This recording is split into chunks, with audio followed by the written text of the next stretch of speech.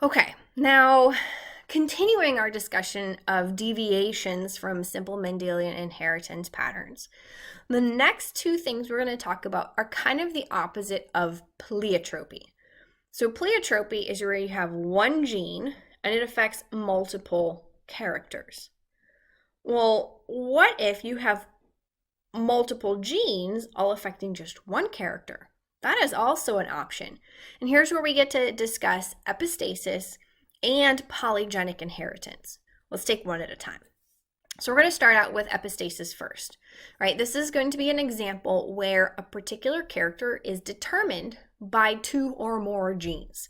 And for epistasis, it's a little bit tricky because in epistasis, you have one gene that kind of affects the way that the phenotype of another gene is actually expressed. So the two genes, they kind of crosstalk with each other, right? One controls the way the other one is expressed.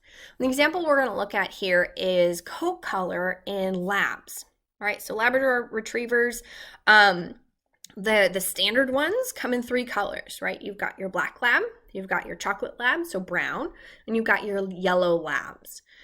Now, the coat color in labs is determined by two genes, gene B and gene E. So let's take a look at this. One gene, the B gene, determines pigment color. Black is dominant over brown. So if you're a lab, if you have at least one dominant B allele, you will have black fur. If you have two recessive B alleles, you're going to have the brown trait or the recessive trait or brown fur. Now that's not good enough though.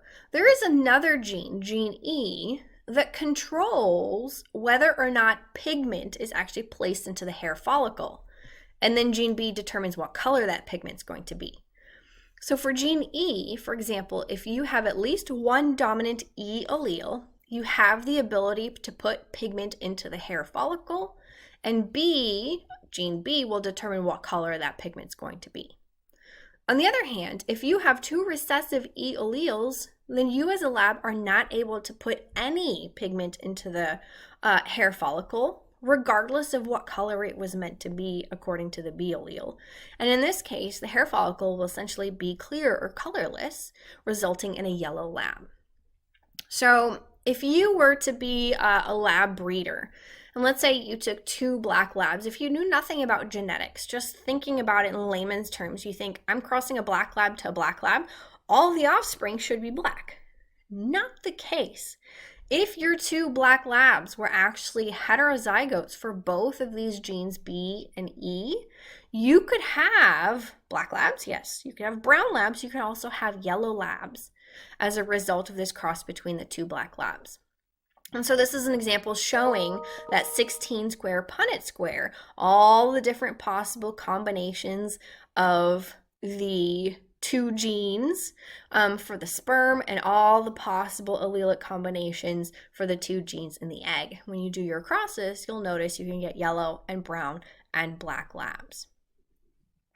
If you take a look at the brown and the black labs, you'll notice that they all have at least one dominant E allele. That means that they have the ability to put pigment into the hair follicle. And then you have to look to the B gene to see, well, what color is that fur going to be? If you're a lab that has at least one dominant B allele, you're going to have that black fur. This guy right here, you'll notice, has the dominant E allele, so it can place pigment into the hair follicle, but the color gene shows two recessive alleles, and so this lab will have the recessive trait and will be brown. These four yellow labs, you'll notice that for the E allele, they don't have any dominant alleles. For the E gene, they don't have any dominant alleles. So in this case, the yellow labs don't have the ability to place pigment into the hair follicle. Doesn't matter whether it was meant to be black, as is the case for this guy, or if it was meant to be brown, as is the case for this guy. Without that dominant E allele, no pigment, means you're going to be a yellow lab. Okay. The other example where you have multiple genes affecting one character is something called polygenic inheritance. And in polygenic inheritance, it's a little bit different from epistasis in that the genes don't communicate. So one doesn't, affect the way another gene is expressed. It's more of an additive effect. The more dominant alleles you have, the more of this particular character you'll have, for example. But let's take a quick step back. There are certain characters in a population that vary over a continuum. Human skin color is a really good example, right? You have individuals that have really, really light skin, and then you have some individuals that have really, really dark skin, and then you can have everything possible in between. All right, so there's no, three groups. It's literally variation of that coloration along a continuum, along a gradient. And so anytime you have one of these quantitative characters, or those that vary in a population along a continuum, it really indicates that there are likely multiple genes that are responsible for coding for this particular character. And that would be indication of polygenic inheritance. Poly, many, genic, think genes.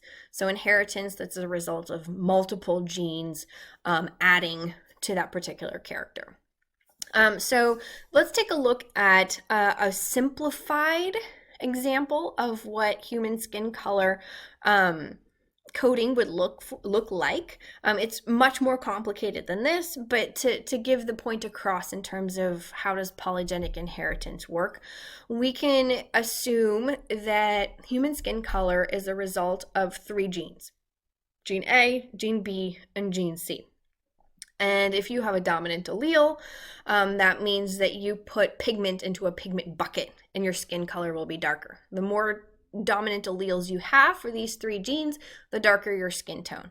The more recessive alleles you have for these three genes, the lighter your skin tone will be. So you can take two individuals that are heterozygotes for all three genes, and they have a medium skin tone.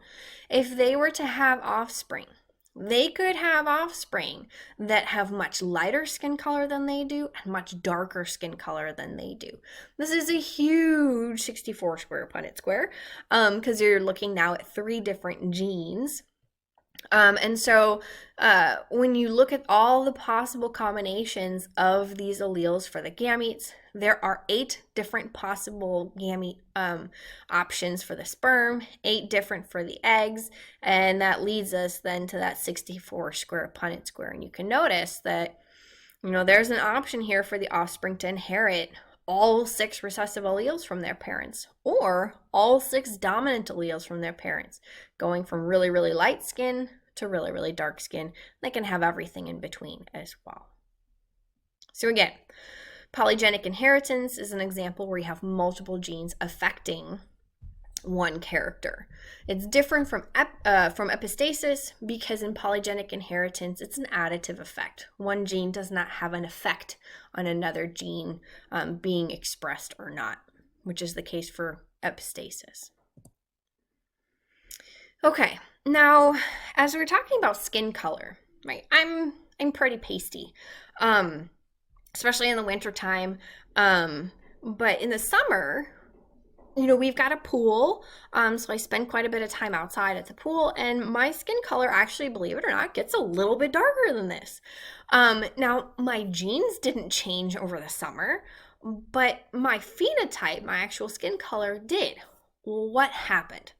Well, there's another departure from Mendelian genetics. When you have a phenotype for a character that depends on, yes, your genotype, but also the environment, right? I am naturally fair-skinned, but if I change my environment, aka go sit outside in the sun, my phenotype, my skin color, does turn a little bit darker. And these kinds of traits that depend on multiple genes along with environmental influences are called multifactorial traits. So skin color is one example of that, but also many diseases are multifactorial, right? So they have this genetic component and an environmental component. Examples would be heart disease, diabetes, alcoholism, mental illness, and cancer, right? So maybe you know that heart disease runs in your family. So you are genetically predisposed to developing heart disease later in life. So you have that genetic component. but that doesn't mean you are definitely going to get heart disease. Maybe you change your environment.